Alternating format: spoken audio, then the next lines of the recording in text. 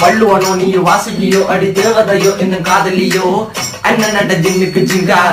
நீங்க இப்ப பார்த்த மிட்நைட் தமிழ் ரேப்பர்ஸ் பத்தி தெரியுமா உங்களுக்கு? நம்ம நாட்டுல இந்த ரேப் சாங் பத்தி கேட்டா நம்மளுக்கு ரொம்ப பிடிச்ச ஹிப்ஹாப் ஆதி மற்றும் மாஸ்டர் படத்துல வாத்தி ரைட் பாடின அறிவுபுற பத்தி தான் நம்ம சொல்லுவோம்.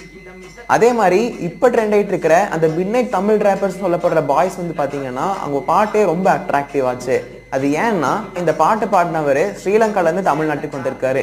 ஸோ நம்ம தமிழ்நாட்டில் பேசுற தமிழ் வேற, ஸ்ரீலங்கால பேசுற தமிழ் வேற.